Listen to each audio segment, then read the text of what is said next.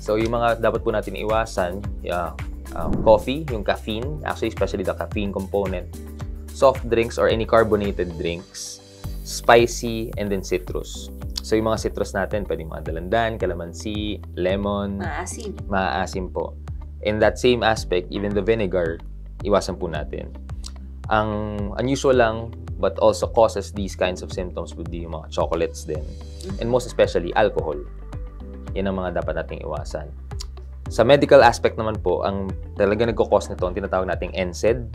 Ito yung mga pain reliever na usually naaabuso kasi yun nga po ang nangyayari. Masakit yung tiyan ko, mag-take kaya ako ng pain reliever.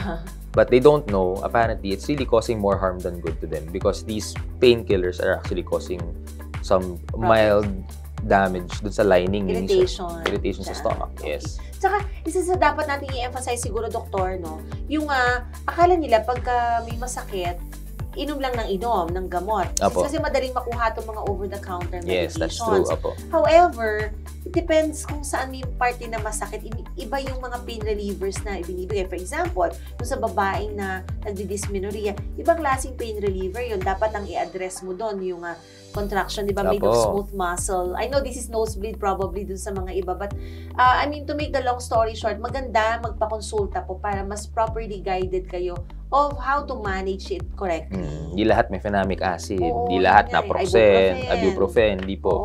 So, kailangan minsan nga, may mga indication. Pag sa tiyan, minsan kailangan din yung hyoscine and butyl bromide. Diba? That's apo. So, it depende po talagang mag-guide sa inyo yung mga medical practitioners. Yes. Okay. So, Doc, yung kanina, yung sa mga pagkain na mga pwede, na dapat yun ang kinakain ng mga merong gastritis. We call it a low residue diet. So, yung mga oat, lean protein, mga chicken, ganito fish.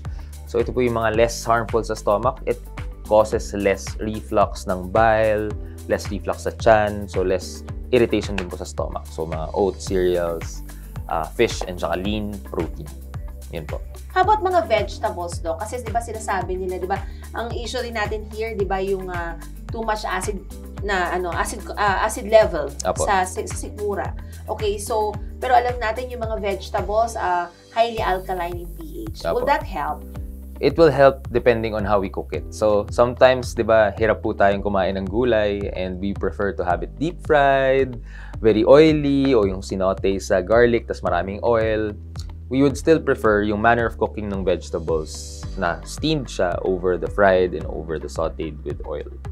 Kasi the oil can aggravate, the deep frying can also aggravate being oily in nature.